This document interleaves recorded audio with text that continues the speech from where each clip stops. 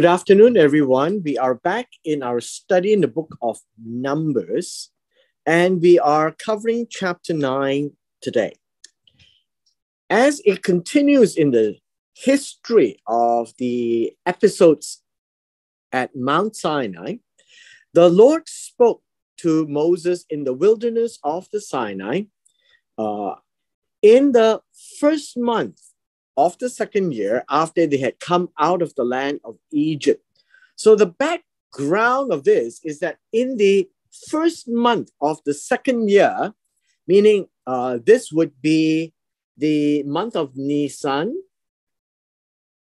and 1 year has passed since the Exodus. So this whole episode of come out of the land of Egypt starts from Exodus chapter 14, right, onwards. And that whole sequence now at Numbers chapter 9, and you know, Numbers chapter 9 connects from the past few chapters. And this is the time where they have, number one, they have set up the tabernacle. Because in the first month is the time they set up the tabernacle. We don't know how long they have done it, but for the amount of time they had spent, they also had the offerings by the various tribes. They have the dedication of the Levites. And now it has come to a point in time to conduct the Passover. And as you know, the Passover is always in the first month, which is the month of Nisan. And this will be the first Passover after they came out of Egypt. And the first Passover happened in Egypt in Exodus chapter 12, where they were preparing themselves to exit. And hence we are now told, let the children of Israel, and this word, keep the Passover at its appointed time. Verse 2 is telling us this. The word keep is not the usual word, keep my commandments. This word here really means to perform, to do. That's what it means by keep. So one of our biggest challenges in reading the English translation is we don't know when the word keep is to guard, and we now read the word keep, but it doesn't mean guard. It means to perform and do. And so the Hebrew language gives us a better connotation because the English word is used, or I guess perhaps chosen, to allow for a smoother reading in the English, but we lose the understanding of the original meaning. And so you need to know the word keep is to do the Passover, the Pesach, right? I guess you know this word, the Pesach. At its appointed time. Now, you know the word appointed is the same word, it's moed. It is a time, I would say fixed by God.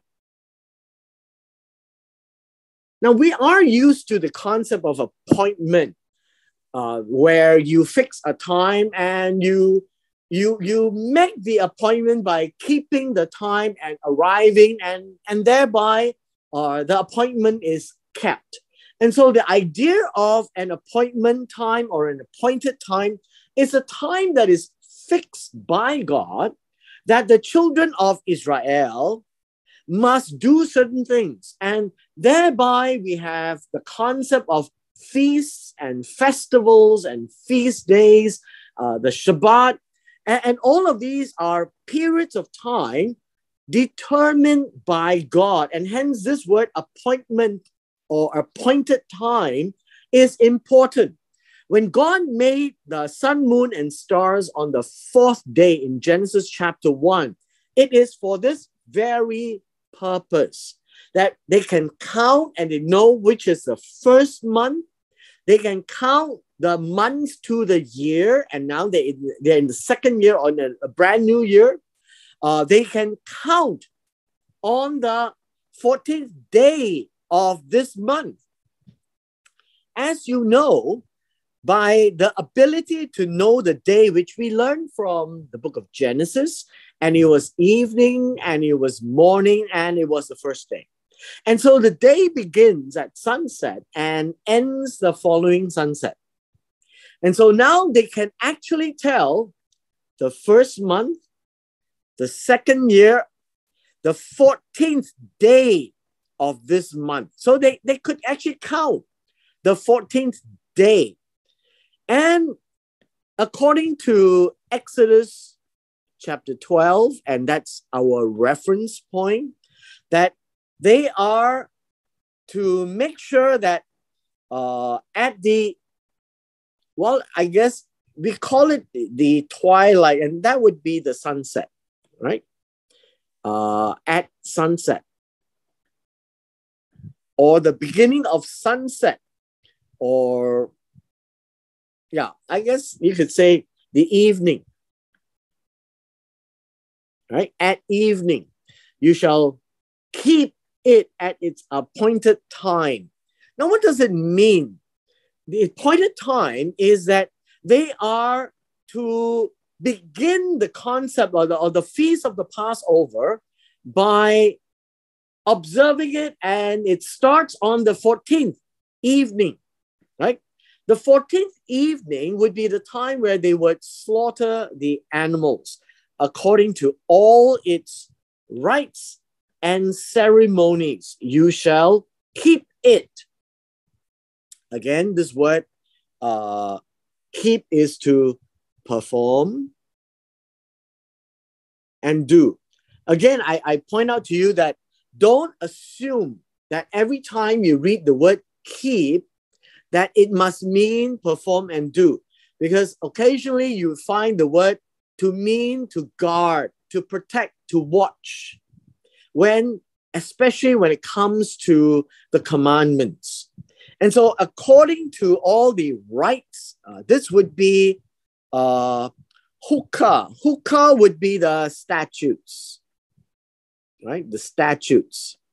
And I would say that you would think of it as the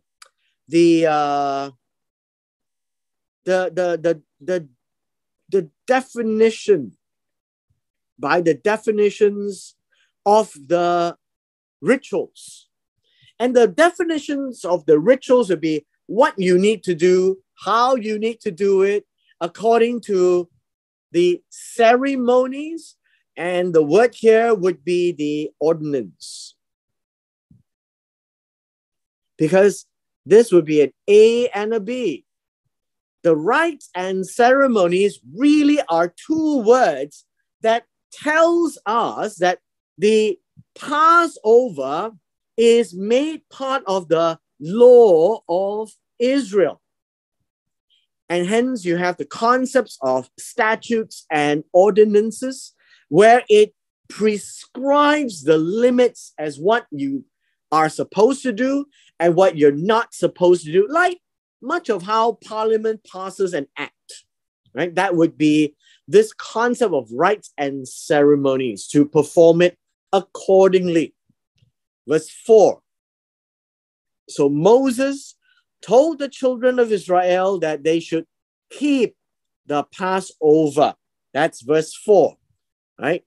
And again, this word is to perform. How they are going to perform the Passover.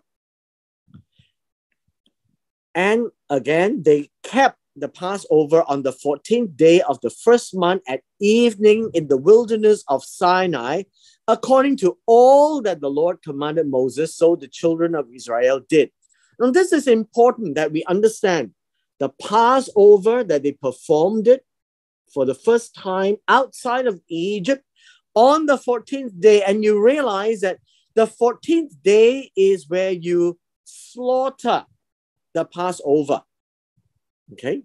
And that's the whole process. And you should be able to read it in Exodus chapter 12. So go back and read Exodus chapter 12. And the highlight of this passage is this. And so the children of Israel performed it or did it according to all. You notice that we keep seeing these phrases, according to all that Jehovah, God, had commanded Moses, and Moses told the children of Israel. You could see that process all the time. Moses remains as a conduit and a middleman between God and Israel. And they listen to Moses in the understanding that they are listening to God. And the Passover begins on the 14th day, where they slaughter the animal, which is a 1-year-old male of the flock, whether it's a sheep or a goat.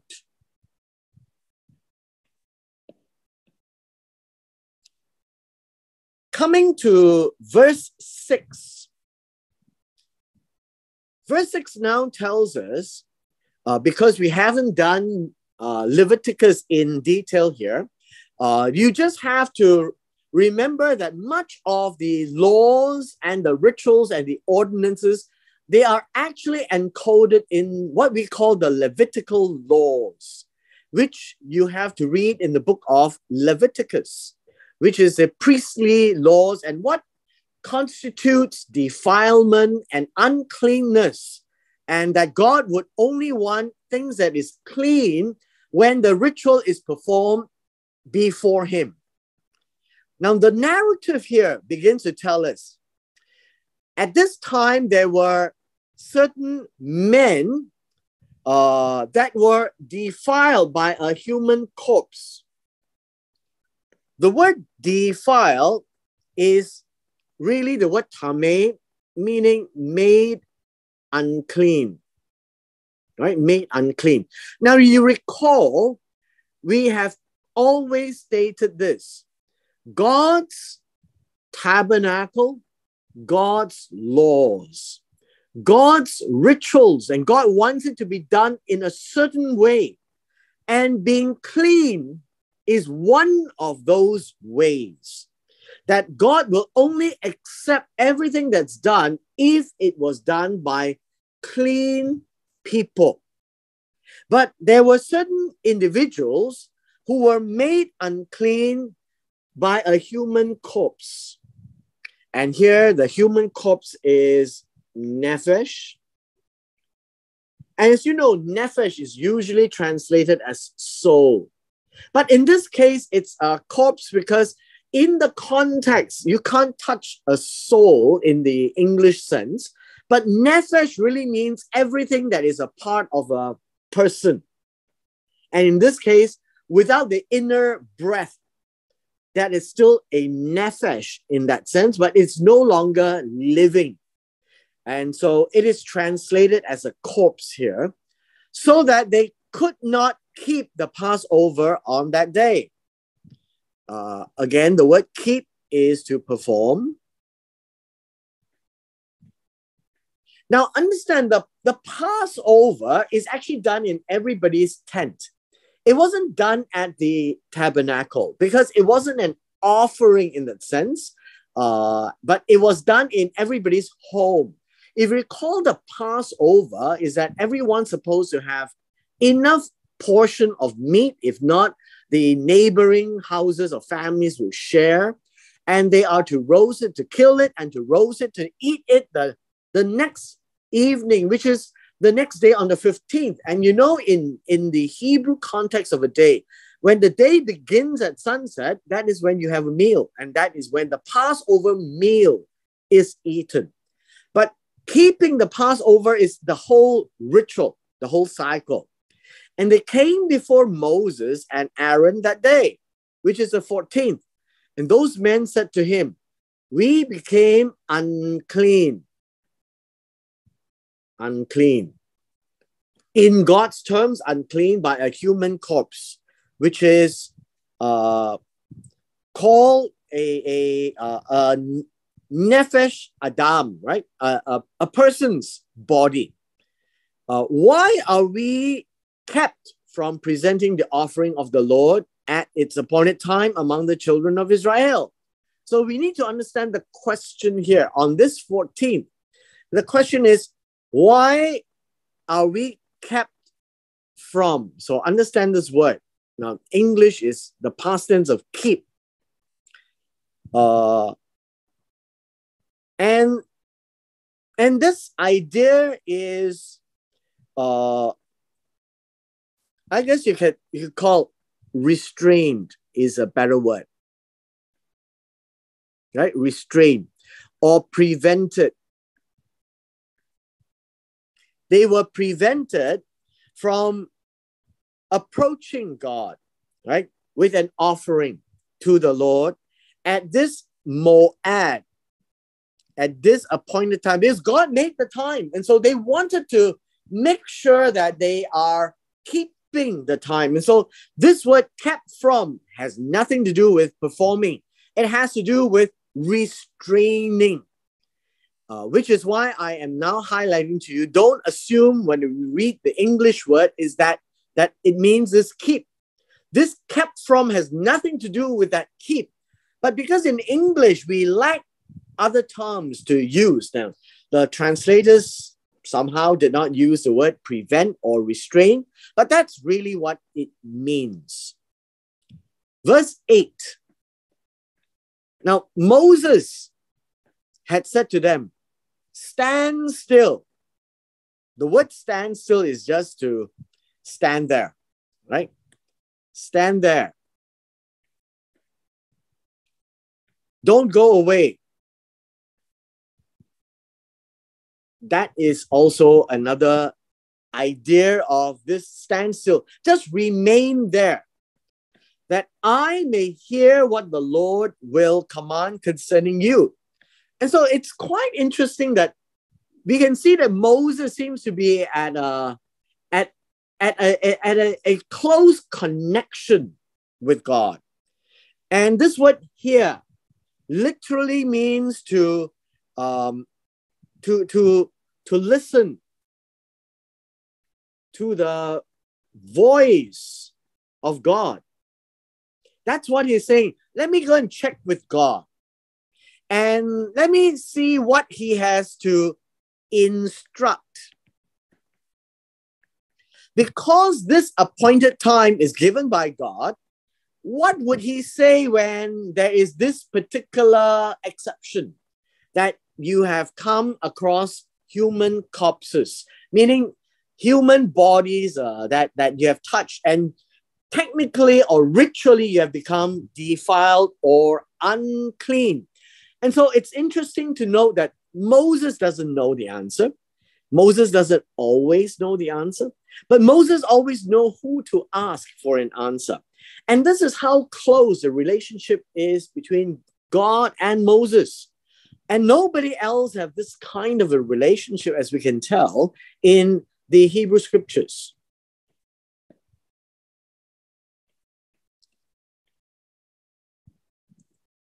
Now we see that God, after Moses connected with God and God spoke to Moses, and this is what he says. Say, speak is really to say. Say to the children of Israel, and it says, if any one of you or your posterity. What does this mean? It means that if any one of you who are there to kill the animal, whether you or those who come after you, so this is who comes after you. What does this mean? It means that God is giving an instruction not only for them there at that time, but for all times. that not only there in the wilderness of Sinai, that in days to come, if anyone is unclean because of a corpse, or that he is far away on a journey, he may still keep the Lord's Passover. What does that mean? It says you can still perform or do this ritual called the Passover, even if you are ritually unclean. Why are they unclean? Because they have come after a nephesh. And in this case, by context, a dead one, right? A dead soul or a dead being. Or you are on a far away journey, and this would mean that you are remote, away from the family. That you can still keep or do the Passover. So on the 14th day of the second month at evening, this is what it means, in evening, they may keep it. So they may do it. And the way they do it is like how everyone does it. They shall eat it. What is this eat? It, right? It literally says you are to eat. It would be the animal that has been roasted, not boiled. And you have to eat it with unleavened bread, which is called matzah. And you have to eat it with bitter herbs. This is a reproduction of Exodus chapter 12. Now, if you're not familiar with this whole ritual, you should go back and read Exodus chapter 12. Whatever is said here, including verse 12, they shall leave none of it until morning, nor break one of its bones. So the animal that they roast should be eaten as a whole. They will rip it apart, but they do not break any of the bones. And if they cannot finish, they're supposed to burn it. According to all the rules of the Passover, they shall keep it. They shall do it. All right? According to all the regulations. And so we are told now that the Passover is a clear appointment of God, that they must do it in accordance to the rules. Now, it is quite unusual to us today because we don't have such traditions. We don't have such instructions because we're not a Jew. And this is spoken to a Jew. So what is the equivalent that we have? Now, our equivalent is perhaps in our New Year's that there are certain traditions and customs, but they are all handed down verbally. And over the years, things have changed. And we are pretty sure that the original time may not quite exactly be how we were done it, but in general, it's about there. Now, the difference between what we do and what the children of Israel is doing is what God calls it the ordinances. When God calls it the ordinances, it is a law. What it means is that it is something that they cannot avoid. It's like, the law of the land. You just don't ignore it. And so that would be kept, that would be guarded to be performed every year on the 14th of the first month. And that is what it means that in their tradition of the children of Israel is very different from ours, because ours is not written down. Ours, we may have embellished it. We may have forgotten some. We have added some stuff to it, but not in the case of Israel. They would have to follow it accordingly because it was made into a law. God's appointments, God's rules. And so they are doing it according to all that God has said. And that's what they did. But the man who is clean and is not on a journey ceases to keep the Passover. What does that mean? Now, this word ceases in verse 13 comes from a concept of stop. He stops doing it, right? Well, how should you say he ignores it, or he forgoes it? That's the general idea of cease, right?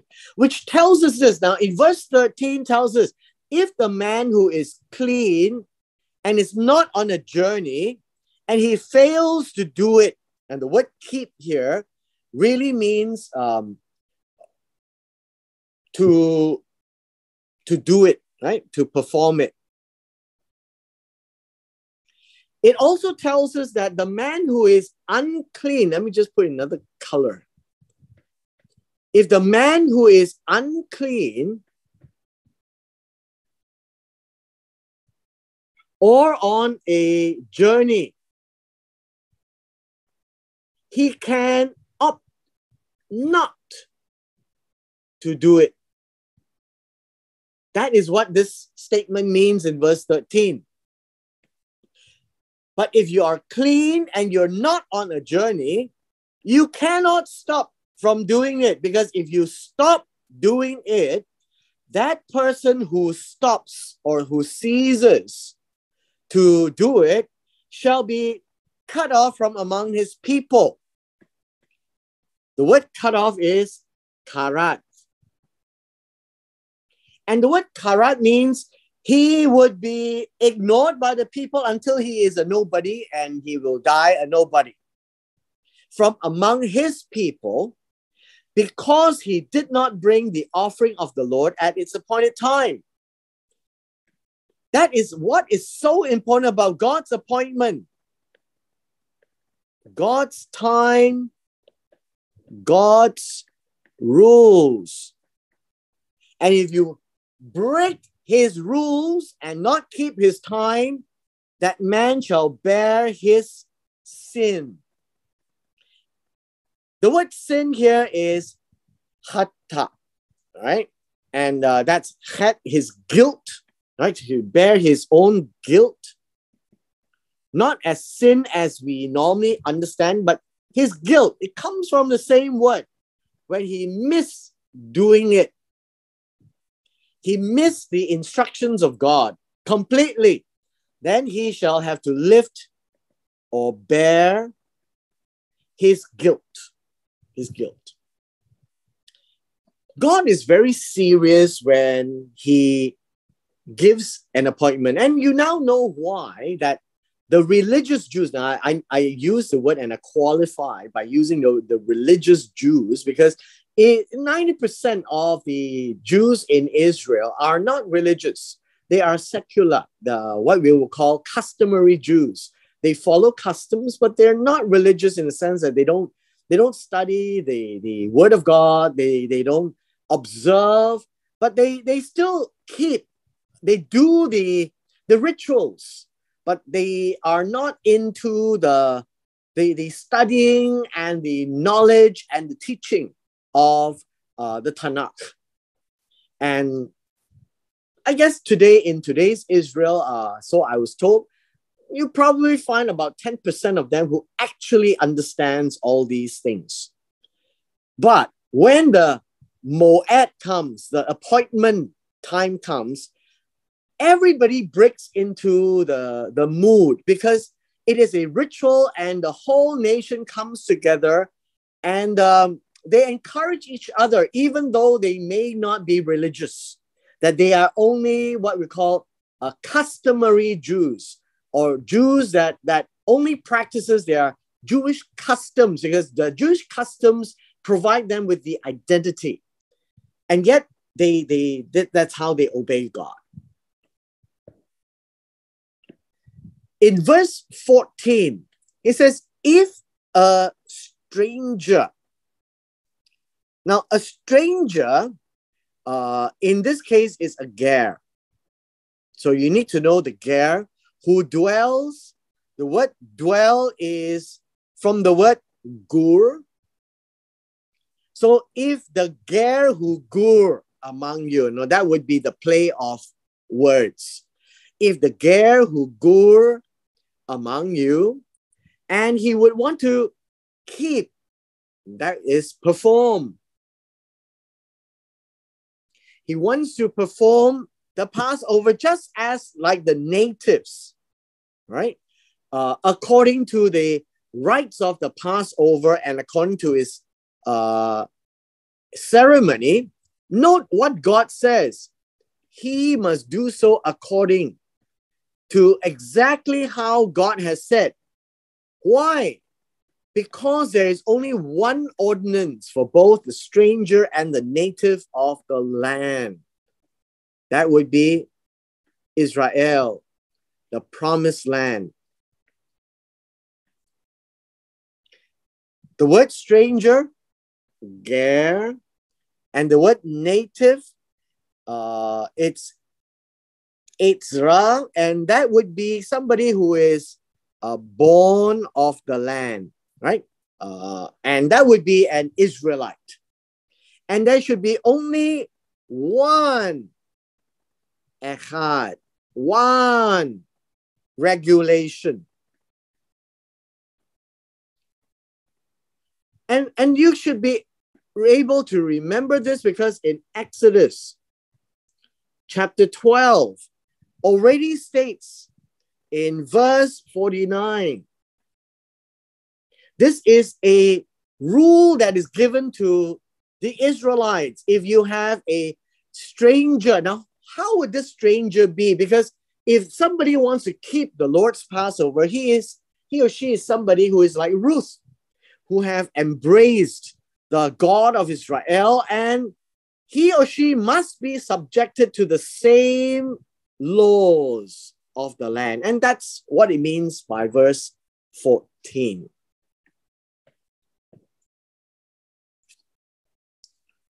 Verse 15. Verse 15 tells us, on the day the tabernacle was raised up. Now it's speaking backwards, right? Speaking backwards, which is an earlier part of the month. So just let me put this down. Is the earlier in the first month. The cloud covered the tabernacle, the tent of the testimony, from evening until morning. It was above the tabernacle like the appearance of fire. Now let's break this down a little bit. First of all, we're talking about, in verse 15, a cloud. And by cloud, it is like, how we should say, it would be thick clouds. No, like rain clouds, thick rain clouds. And the word cover here, kasa, is to conceal. To conceal means the thick cloud comes over the tabernacle. The tabernacle, this is the Mishkan.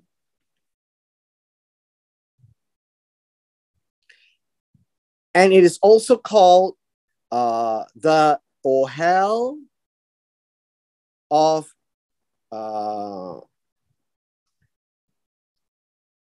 Edut.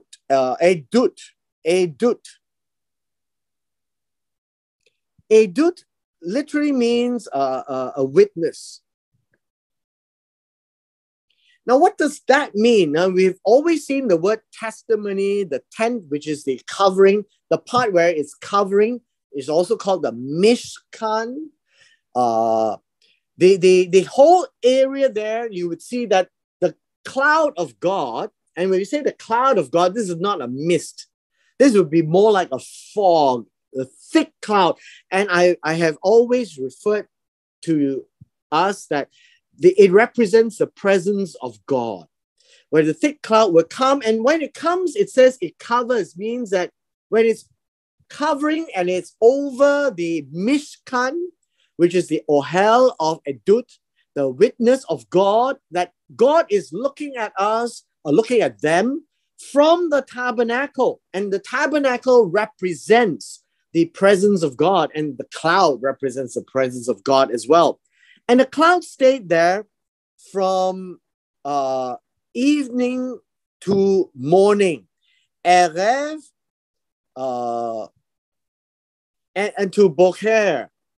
And so this seems to be the dark part, right? This is the dark part of the day until the bright part of the day came. And it was sitting upon the Mishkan. Now you see the word like. The word like is as. So cloud is not fire, but it looks like fire. It appears like fire. And the word appears means that it has the appearance, it is seen as. It is seen as. And so how would you describe this? You actually would look at it. It might be shaped like fire. It might be shaped to represent a fire. It may be shaped with lights inside, like fire, bright. Okay, like fire. And so it was always. The cloud covered it by day, and the appearance of fire by night. And so we are now told this appearance is seen as, but it is not fire. It is just seen as, which means that the cloud is still there, but the cloud now is bright. So the word fire here is literally fire, esh, like flames. Flames. And it gives us a vivid imagery that the clouds is not just dark clouds, but it has bright light, right? They are bright light like flames. Now, could it be like lightning that is brightening up the clouds, and the clouds is shaped like fire? I really can't tell, right? I really can't tell. But what the people would see is that the cloud that was covering is now appearing. It looks like fire. And that's the word ish, right? It looks like fire.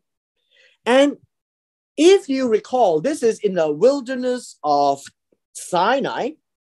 And so as they are camped around the Mishkan, they are seeing from afar that the center of the camps of Israel is God.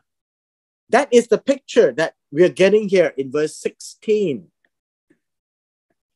Verse 17, whenever the cloud was taken up from above the tabernacle,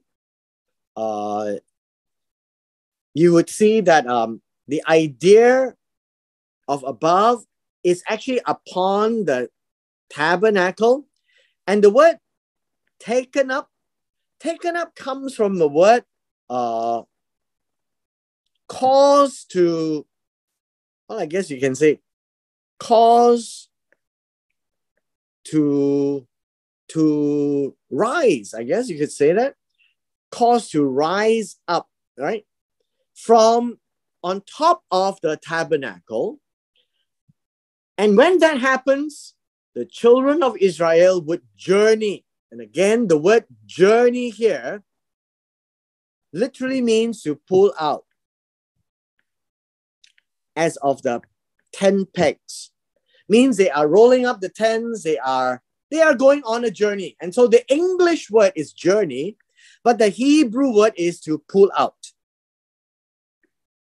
And in the place where the clouds settle, the word settle means to, well, I guess the word here is to sit, to reside.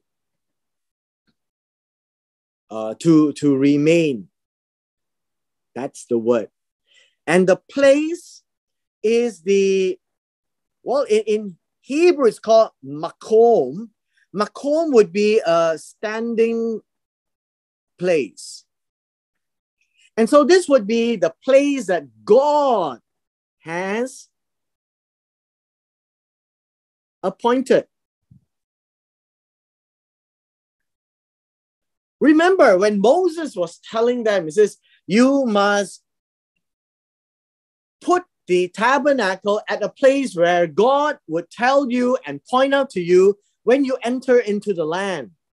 But they are already practicing it in the wilderness, that whenever God points to where he wants to stop, the cloud, see, notice the cloud represents the presence of God, but they actually see the cloud. And where the cloud stopped, that's where they will pitch their tents. The idea of pitching the tents means to encamp, put up their tents. That's what it means. At the command of the Lord, the children of Israel would pull out, and at the command of the Lord, they would put up their camps. And so the start of a journey and the stop of a journey is directed by God. The word at the command of the Lord literally means upon the mouth of the Lord. That's what it means, upon the mouth of the Lord. When God speaks, they would pull out. When God speaks again, right, they would stop. And so this gives us another perspective of God. God does speak through Moses, like all the commandments. But God also appears to the children of Israel as a whole by the form of a cloud in the day, and the cloud will appear like fire at night. And God speaks to them, say, upon the mouth is as if God is giving an instruction without saying anything. And so that is a figure of speech, as we can say. God didn't utter any words. God gave the command by the cloud. And so the cloud represents God. When the cloud stayed, right? When the cloud stayed above the tabernacle, they would stay there. And we are told that no matter how long the cloud continued, means how long the cloud will remain the days above the tabernacle, the children of Israel will keep the charge of the Lord and did not journey. What does that mean? You see, the charge of the Lord is what we will call the obligation, right? To guard the place. How did they know? Because the mouth of the Lord was given to them at the command, which is shown by the cloud. And so the cloud itself represents the command of God. It moves, they move. It stays. So no matter how long it stays above or upon the tabernacle, the children of Israel will keep the charge. Now, this word kept, I want to point out to you that this is to guard. This is to protect. It does not mean to do. And so within one chapter, you would see that the English word is not consistent to show us the nuance. So this word literally means to guard, the obligation by God that it stayed. And so they did not pull out. That's what it means. Now we go to verse 20. So it was when the cloud was above the tabernacle a few days. So always remember, it's always a cloud representing the presence of God. According to the command of the Lord, they would remain encamped, and according to the command of the Lord, they would journey. So you notice verse 19 and 20 gives us a picture of an A and a B. So 20 is the B and 19 was the A. Both are talking about the same thing. They would just follow what God says. When God says move, they move. When God says stop, they stop. How did God say it? By the cloud upon the tabernacle. If that was the case, they would sit. And so verse 21, so it was when the cloud remained only from evening until morning. And when the cloud was taken up in the morning, then they would journey. And so they would always, notice, the cloud is the deciding factor. When it says taken up in the morning, it means that they rested the journey in the night. That is what verse 21 is saying. When it remained only from evening to morning, it is the rest for them. And then in the morning, the cloud would be taken up and they would journey. They would pull up the text and they would go. Now, they would also do this whether by day or by night. Whenever the cloud was taken up, they would journey. Now, this is a bit tricky for us to understand. This is whether by day or by night. Now, verse 21 says, whether by Yom or by Laila. And what does this mean this is in Genesis chapter 1. You find that the day is also called Yom and the night is called Laila. And Yom is also the 24-hour day. It's also the bright part of the day. And so we need the context to tell us. So when it says by day or by night, by Yom or by Laila, it literally tells us that this is a contrast. It's talking about the names of the bright part and the dark part. And so it also tells us a second thing. As long as the cloud was taken up, they would move. And it doesn't matter whether it's in the daytime or at the nighttime. Usually we are seeing that the evening and the nighttime that they would stop because the cloud would stop. When the cloud moves, they would move. However, this portion of the phrase of the verse tells us that they could actually do the journey from the nighttime. And who decides? The cloud decides. And the cloud is an indicator of God's instructions. You see, God is really with them, instructing them step by step. So the wilderness journey is a very incredible journey. It's actually a divine journey, an awesome journey, because God is always with them. Now, God may not speak to them directly, but through Moses. And that's in Exodus chapter 19, when the people say, no, we don't want to hear from God. It's just too much to bear. Moses, you listen, and after that, you come and tell us. But when God tells them to move, God doesn't use Moses. God personally did that. We've come to the final part of this chapter, whether it was 2 days, a month, or a year. How do we know it was 2 days? This word is yomaim, and it is in the dual form, means two, right? In Hebrew, we need to be aware that the way they understood numbers is that there is always one, which is singular, and then there is plural, which is more than one. And occasionally, you would find a dual form meaning two. And it's a play on the word day. And it's how the Hebrew word day changes itself where it would tell us that it's 2 days. Now, for all others, that we would know that it's a plural, right? That is a very unique way of expression in verse 22, whether it's 2 days or a month.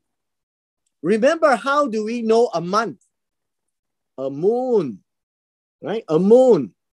From the end of a moon, from the beginning of the moon to the end of a moon, that would be a month. That is generally about 29 to 30 days. And then the next word here is that in verse 22, it would be Yamim. This word is not Shana. This word means days. This is the plural. Now, the English word translated this as 2 days. A month, you have no problem, but this word translated as year literally means days, however long that may be. Now, it doesn't have to be a year. It could mean a long time, right? It's used to give the impression of many days, more than a month at least, right? More than a month. Now, it could be 12 months because it could be between a month to 12 months. We don't know how long. And so a year is being a bit presumptuous, right? A bit presumptuous. However, we could also see that this word Yamim, called days, could be a play of words where it would be the length of days as long as it takes, would be a good way of expressing it, right? As long as. That would be a good way of expressing this, like many days, more than a month, right? First it's 2 days and a month, and this would be more than a month. So year is not the meaning here. And the cloud remained above the tabernacle. Every time you see cloud, this would be thick clouds, you can't see through.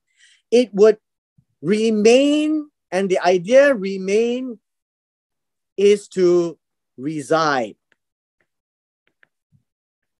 right? Reside upon the Mishkan. And every time the cloud is there, the children of Israel would remain in camp and not journey. Again, pull out. But when it was taken up, when the cloud moved up, they would start the journey.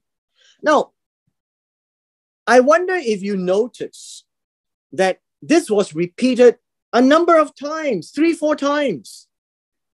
It's like, why does God need to repeat so many times and give so many elements? Basically, it is to tell us who are reading it and to the future descendants that the people at this point in time was very obedient. Very obedient. It doesn't matter whether it's a day, a month, or many, many months. They would continue.